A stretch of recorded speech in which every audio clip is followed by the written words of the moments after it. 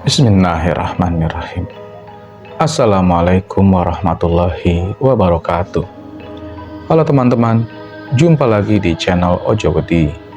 Terima kasih kepada teman-teman yang telah mendengarkan dan telah mensupport channel ini, agar channel ini makin berkembang dan bisa diterima oleh halayak yang lebih ramai. Seperti biasa teman-teman, jika sudah siap, selamat mendengarkan. Dua pria yang didatangi oleh Wulan spontan terbahak. Uluran jemari tangannya tak ditanggapi. Keduanya semakin keras tertawa, membuat bahu mereka terguncang. Hampir seluruh pengunjung kafe menoleh kepada mereka bertiga. Jemari Wulan masih terulur tanpa sambutan. Kini wajahnya memerah antara malu dan marah. Dia merasa sangat terhina. Dia mengenal salah satu pemuda itu, Doni, melalui aplikasi Kencan. Awalnya, Wulan dan Doni hanya saling bersapa melalui aplikasi itu. Lalu keduanya bertukar nomor ponsel dan aplikasi WhatsApp. Tapi mereka tidak pernah bertemu langsung. Sayangnya, Wulan lupa bahwa foto yang dipasangnya pada seluruh media sosial miliknya adalah foto hasil editan dari salah satu aplikasi editor gambar, sehingga wajahnya nampak jauh lebih cantik daripada aslinya. Hingga akhirnya tadi pagi Doni mengirimkan pesan yang isinya meminta kepada Wulan untuk bertemu di salah satu kafe pada sore harinya. Sebelum berangkat menuju kafe, Wulan sudah mengirim pesan kepada Doni bahwa dirinya mengenakan kaos berwarna hijau. Doni menjawab bahwa dia bersama seorang temannya, Raka. Keduanya mengenakan kaos berwarna hitam. Saat melihat wajah Wulan yang berbeda dengan yang ada pada foto, Doni merasa kecewa dan mengajak Raka untuk mempermalukan Wulan. Begitu tiba di depan kafe, Wulan langsung menelpon Doni untuk menginformasikan bahwa dirinya sudah ada di lokasi. Doni menyuruh Wulan masuk dan langsung menuju meja 07. Kemudian terjadilah peristiwa tadi.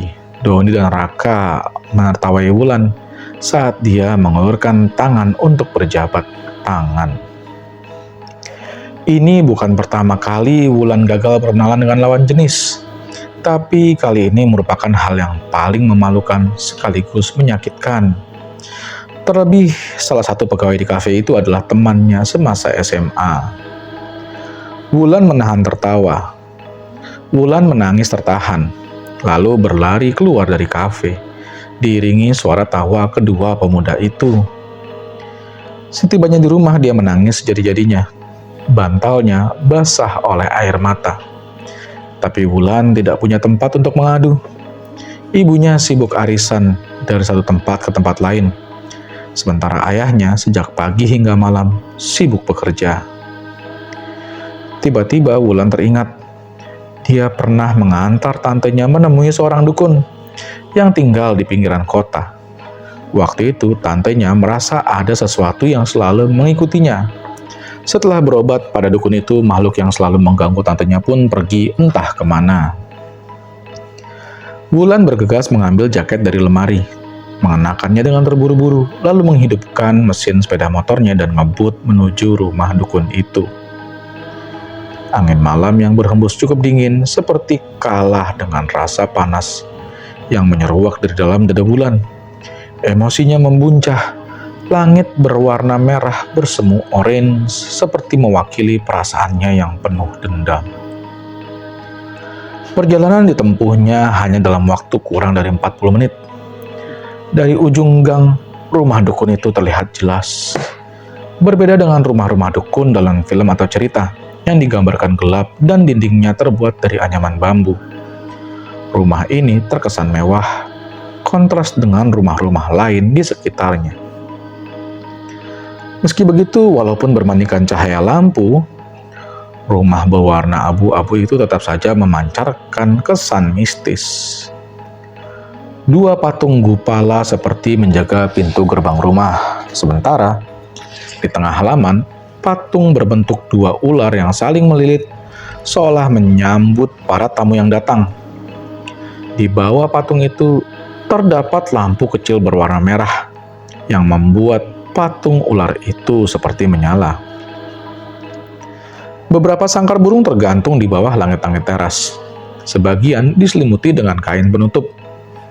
Entah apa tujuannya, kursi goyang yang ada di teras sedikit bergoyang. Mungkin tertiup oleh angin. Wulan mengetuk pintu rumah, namun tidak ada jawaban dari dalam. Lalu dia kembali mengetuk pintu, kali ini dengan ketukan yang lebih bertenaga. Beberapa saat kemudian, pintu kayu setinggi lebih dari 2 meter itu terbuka. Pak Kromo, dukun itu yang membuka pintu. Aroma kemenyan segera tercium menambah kesan mistis. Pak Kromo mempersilakan Wulan untuk masuk, kemudian bertanya tentang maksud dan tujuan kedatangan Wulan.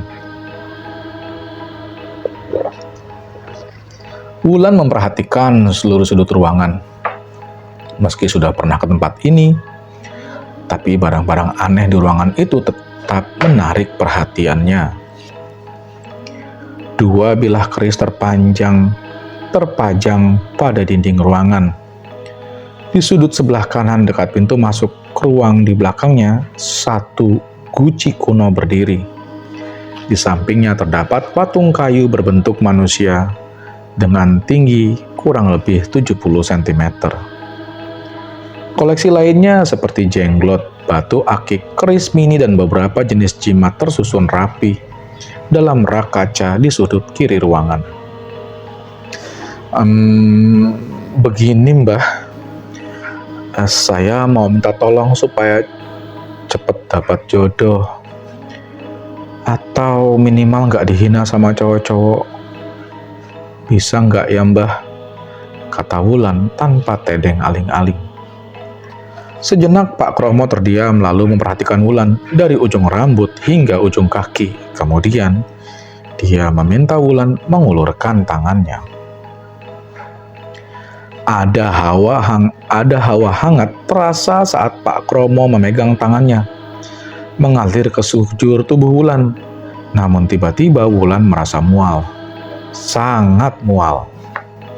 Pak Kromo melepas genggamannya pada tangan Wulan, kemudian berdiri dan mengambil air putih. Dia menyuruh Wulan meminum air putih itu. Duk, permintaanmu bisa dikabulkan, tapi syaratnya agak berat. Sebab ada kesalahan yang dilakukan oleh orang tuamu di masa lalu. Itu menutup auramu, kata Pak Kromo sambil menghisap rokok elektrik beraroma vanila. Kata Pak Kromo, Wulan harus puasa putih selama 7 hari.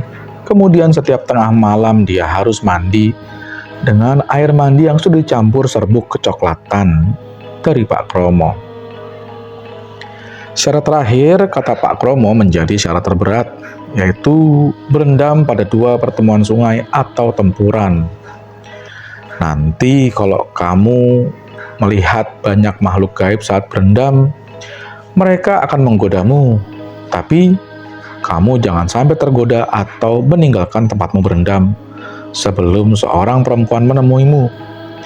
Karena resikonya, kamu tidak akan pernah menikah sampai akhir hidupmu. Lanjut Pak Kromo menjelaskan. Pak Kromo kemudian menanyakan kepada Wulan, apakah dia ingin awet muda dan bisa mendapatkan lelaki manapun yang diinginkannya. Syaratnya sangat mudah.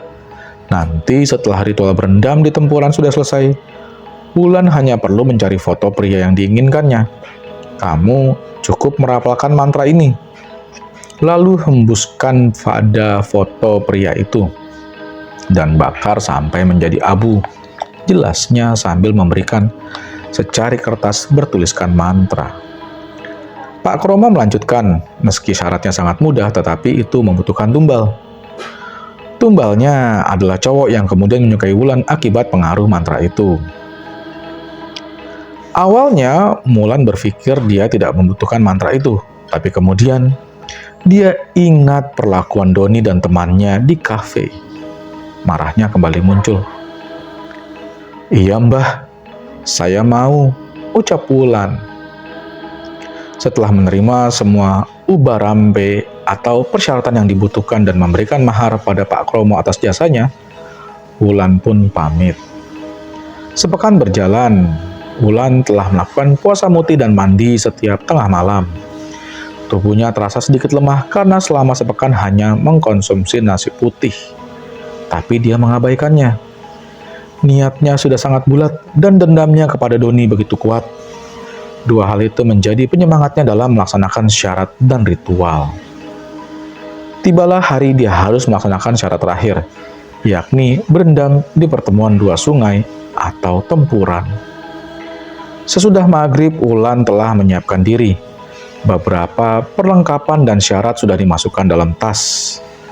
Tepat pukul 22, dia mengendarai sepeda motornya seorang diri menuju pinggiran kota di sebelah selatan tempat pertemuan dua sungai. Setelah memarkir sepeda motor di tempat yang dirasa aman, perlahan Wulan menuruni lereng sungai. Dia merasa was-was, takut jika tiba-tiba bertemu ular atau binatang lainnya. Selangkah demi selangkah, dia menapakkan kaki di tanah pinggir sungai. Hanya ada cahaya bulan yang menjadi penerang di tempat itu. Rumah warga terletak cukup jauh dari situ. Tubuh Wulan hanya ditutup oleh selembar kain. Perlahan kakinya menyentuh air sungai yang dingin. Wulan mulai ragu saat merasakan dinginnya air. Namun tekadnya kembali bulat saat ingat bahwa ritual lain telah selesai dia lakukan. Air sungai sudah mencapai betisnya yang putih. Wulan terus melangkah menuju tengah. Dia harus memastikan air sungai mencapai lehernya. Setelah beberapa menit berendam, dia tidak lagi merasa dingin. Air sungai yang mengalir justru terasa hangat. Matanya yang terpejam membuatnya setengah mengantuk. Tiba-tiba Wulan mendengar suara angin, suara air sungai terpercik. Seperti ada seseorang yang melemparkan batu ke sungai. Dia mengabaikan suara itu. Lalu terdengar suara mendesis di dekat telinganya, disusul dengan sesuatu yang panjang dan dingin merayap melihit lehernya. Wulan ketakutan. Dia tahu itu adalah ular. Saat membuka matanya, ular yang melilitnya memiliki kepala seperti kepala ayam. Mata makhluk itu mengerjap-ngerjap. Sementara di tepi sungai dia melihat makhluk lain, bertubuh besar dengan kulit kehijauan, matanya merah menyala. Wulan sudah hampir berlari meninggalkan tempat itu. Untung saja dia ingat pesan dari Pak Kromo, bahwa dia harus mengabaikan semua gangguan. Jika tidak, dia tidak akan menikah seumur hidupnya. Wulan melanjutkan ritualnya malam itu, berendam di pertemuan dua sungai. Dia menunggu sosok perempuan yang kata Pak Kromo akan datang membantunya.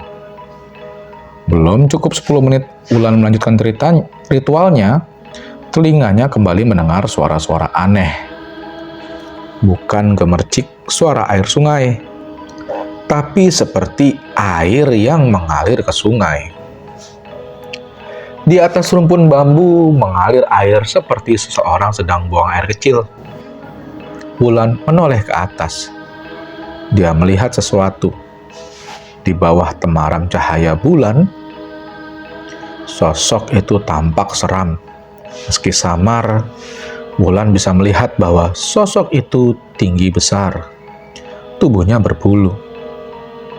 Makhluk itu dengan santainya buang air kecil ke sungai. Rasa jijik yang dirasakan Wulan melebihi rasa takutnya. Dia ingin marah dan keluar dari tempatnya berendam. Tapi, lagi-lagi peringatan Pak Kromo seperti terngiang di telinganya. Makhluk itu meluncur turun, kemudian mendekati Wulan. Sambil nyengir, wajahnya sangat memuakkan. Air liurnya menetes, lidahnya menjulur keluar. Sorot matanya seperti ingin menelanjangi Wulan. Wulan mengabaikan makhluk menjijikan itu. Tapi makhluk itu terus berjalan hingga jaraknya hanya sejengkal dari Wulan. Bau tubuhnya anyir, air liur yang menetes ke air sungai, memercik ke wajah Wulan. Makhluk itu terus berjalan, sampai dia berlalu di kelokan sungai dan menghilang. Tepat tengah malam, menurut perkiraan Wulan, dia mencium aroma wangi yang disertai tiupan angin lembut tapi dingin. Disusul dengan munculnya asap putih kehijauan tepat di hadapannya.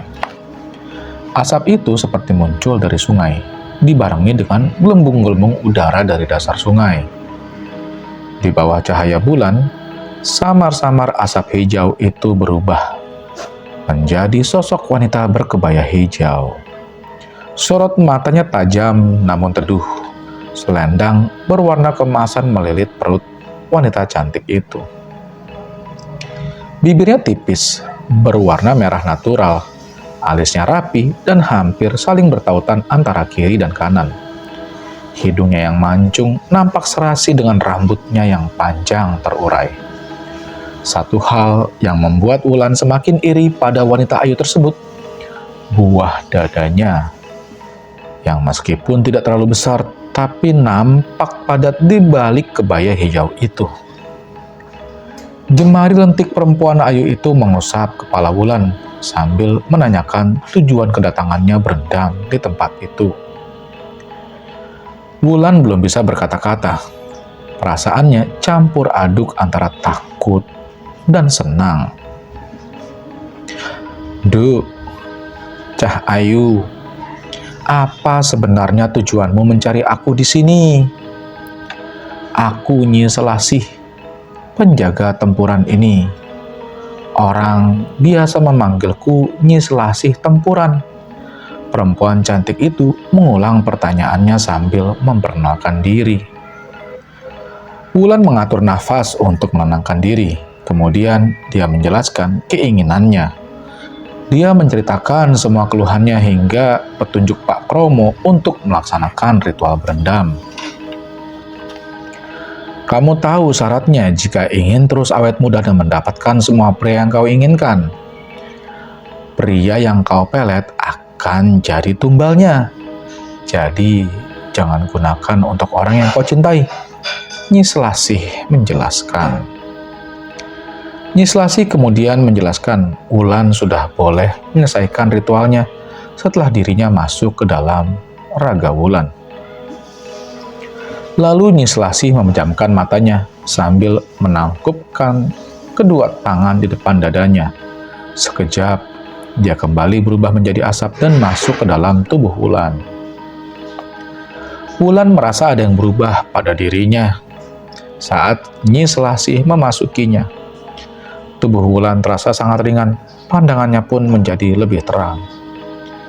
Merasa bahwa ritualnya telah selesai, Wulan bergegas meninggalkan sungai, kemudian mengeringkan tubuh dan pulang.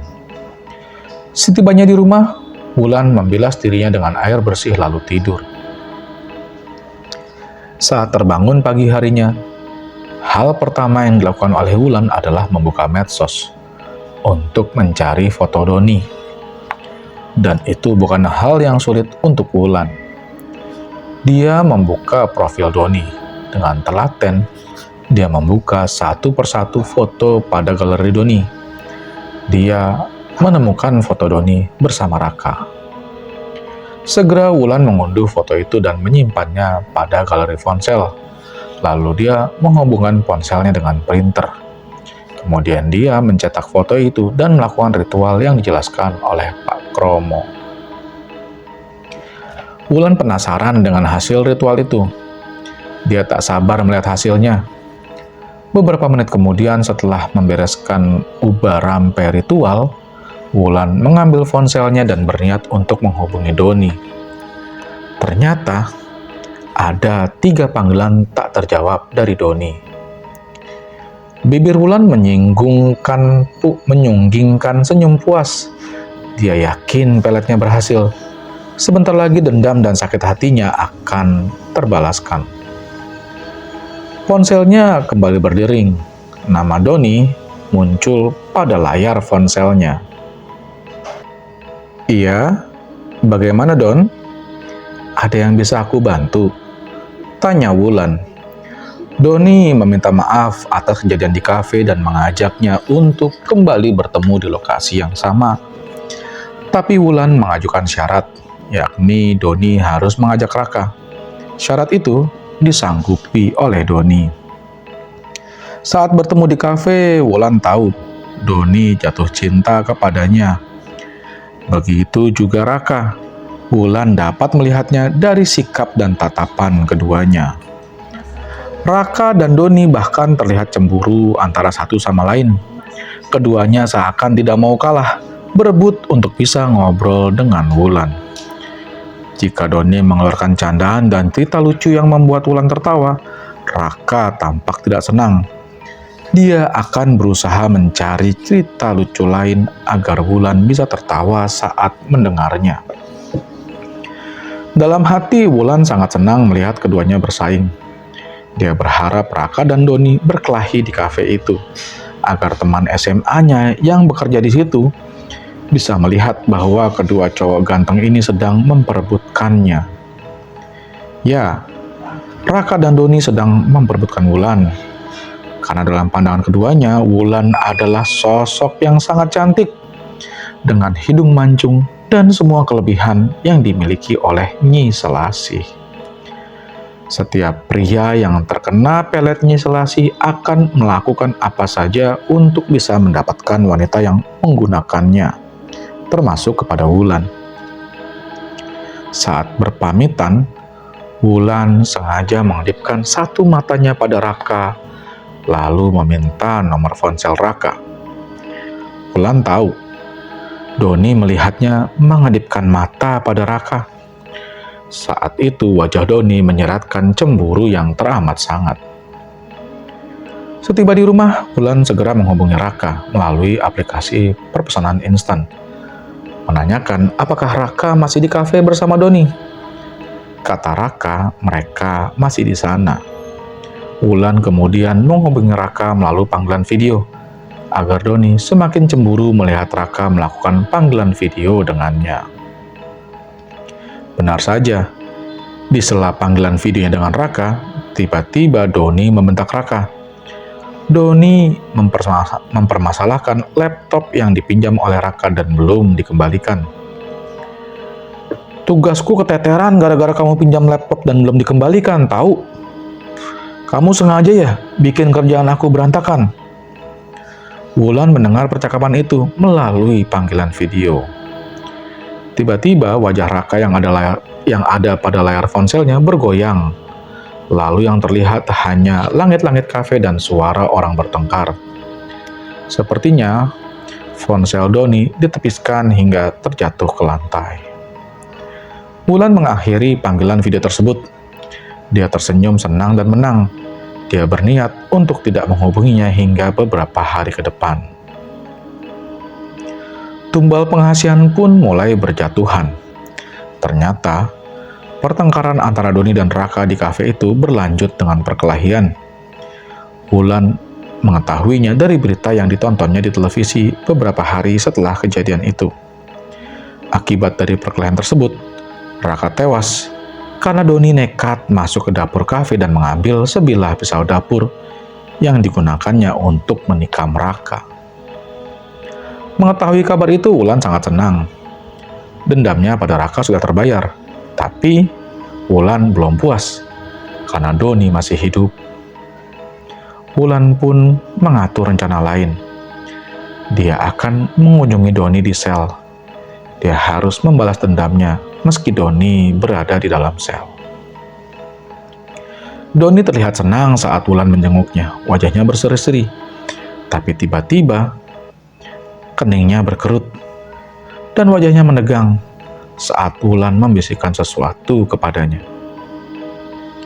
Wulan mengatakan dia tidak akan mau bertemu lagi dengan Doni. Jadi, lebih baik Doni bunuh diri jika ingin melihat Wulan bahagia. Keesokan paginya jasad Doni ditemukan tak bernyawa di dalam sel. Urat nadinya terputus. Rupanya Doni menggigit urat nadinya karena tidak ada satupun alat yang digunakan untuk bunuh diri. Di rumahnya, Wulan merasa menjadi lebih segar. Saat bercermin, Wulan melihat wajahnya menjadi jauh lebih menarik. kulitnya tampak lebih kencang dan muda tapi dia merasa ada sesuatu yang seperti ingin meledak dalam tubuhnya. Syahwatnya menjadi sangat tinggi. Wulan tidak tahu apa yang terjadi dengan dirinya. Yang dia tahu, libidonya semakin meningkat. Bahkan hanya dengan melihat sosok pria atletis di layar televisi.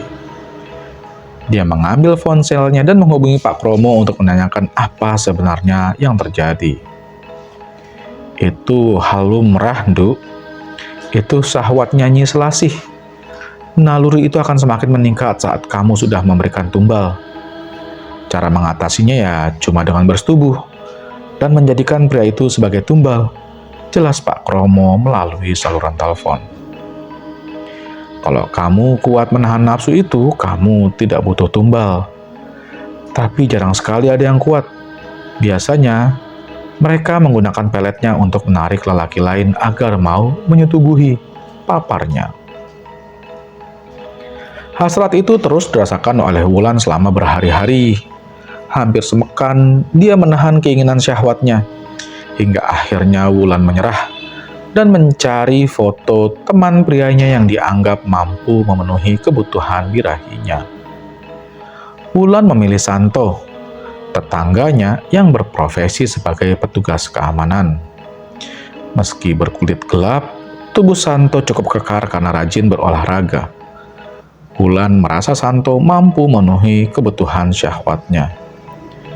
Setelah mendapatkan foto Santo melalui medsos, Wulan melaksanakan ritualnya, diakhiri dengan membakar foto tersebut. Wulan lalu berpura-pura mengantarkan kue ke rumah Santo. Dia tahu Santo hanya ada di rumah, karena Santo bekerja malam hari. Kedua orang tua Santo, seperti ayah dan ibu Wulan, sibuk bekerja. Santo terlihat senang saat bertemu Wulan di rumahnya. Setelah menyerahkan kue pada Santo, Wulan tidak langsung pulang. Birahinya semakin meninggi saat melihat tubuh Santo yang dibalut kaos ketat. Wulan duduk dan ngobrol dengan Santo, tapi entah bagaimana awalnya, mereka sudah bergumul di sofa tanpa satupun benang yang menutupi tubuhnya. Beberapa belas menit berlalu, keduanya tampak berkeringat, meski pendingin ruangan menunjukkan suhu rendah. Wulan terlihat sangat segar, meski nafasnya terengah-engah. Demikian pula Santo, nafasnya memburu, dadanya kembang-kempis. Wulan beranjak pulang setelah memakai seluruh pakaiannya. Nafsu yang tadi menyelimuti dirinya sudah lenyap bersama keringat yang mengering. Setibanya di rumah, Wulan kembali bercermin untuk membuktikan apakah benar dia akan menjadi lebih cantik dan menggairahkan. Ternyata benar. Dia merasa wajah dan tubuhnya semakin mempesona. 2 hari kemudian Wulan mendengar kabar bahwa Santo tewas di tempat kerjanya. Kepala Santo remuk akibat dijatuhi tiang listrik dari beton yang ada di kantornya. Libido Wulan kembali meningkat. Itu berarti dia harus kembali melakukan ritual dan menjalankan pelet untuk pria lain. Hal itu terus berulang selama beberapa bulan. Wajahnya pun semakin mempesona.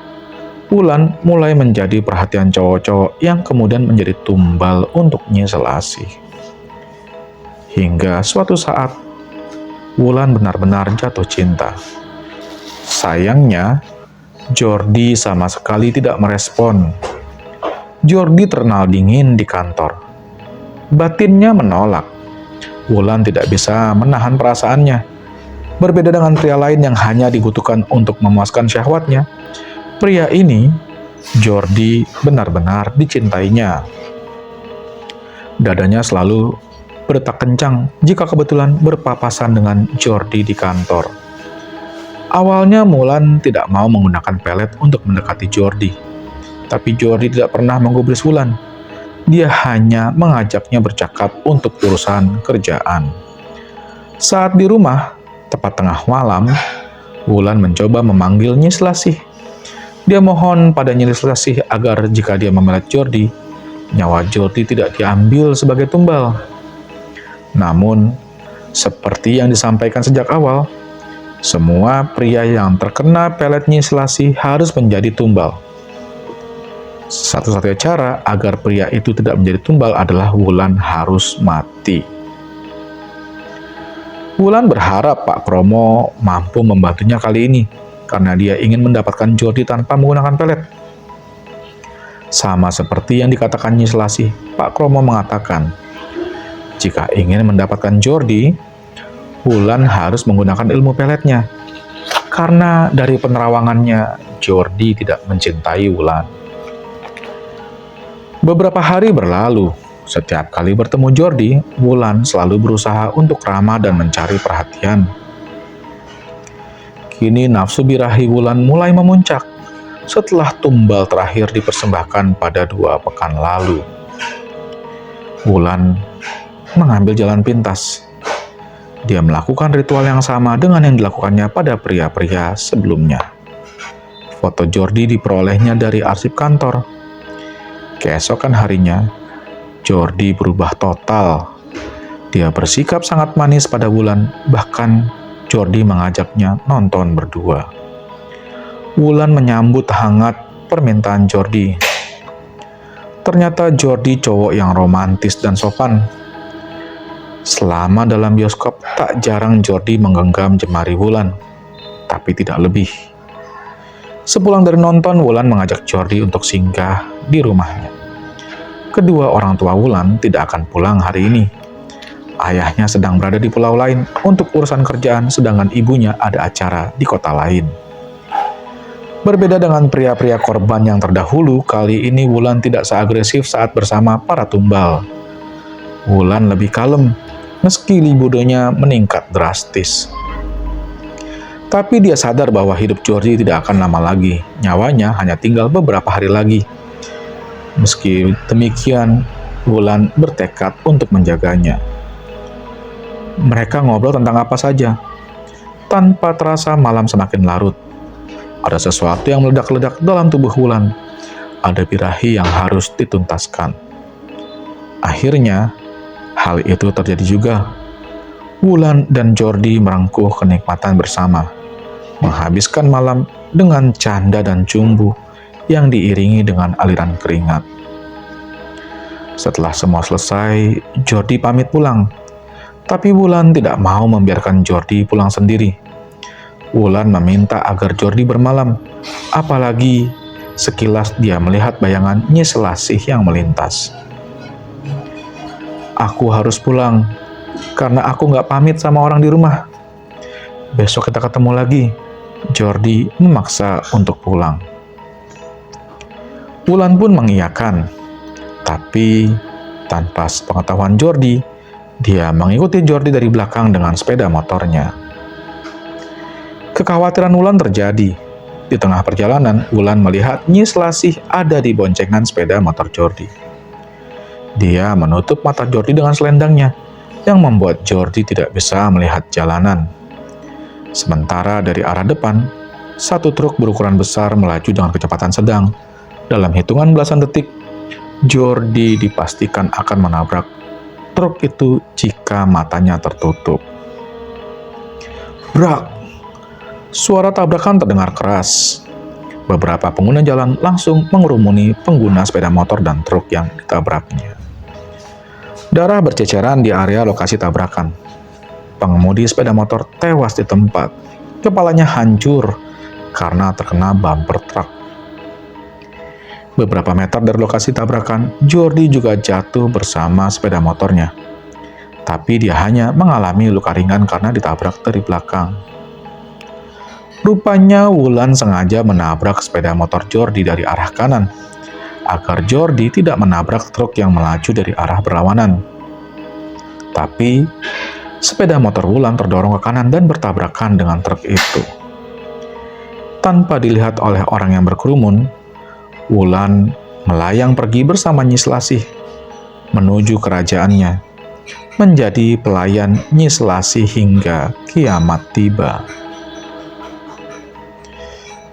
Begitulah teman-teman, jika kita bersekutu dengan jin, iblis, setan, dan sejenisnya, akhirnya kita hanya akan selalu menjadi pelayan dan menemani mereka hingga waktu yang tak terbatas. Ingat teman-teman, kita hanya bersujud dan memohon pertolongan kepada Allah saja. Karena Allah tidak pernah meminta sesuatu yang memberatkan kita. Jadi, ingat teman-teman, ilmu hitam tidak pernah menjadi solusi. Terima kasih telah mendengarkan cerita-cerita di channel Ojowedi. Akhir kata, wassalamualaikum warahmatullahi wabarakatuh.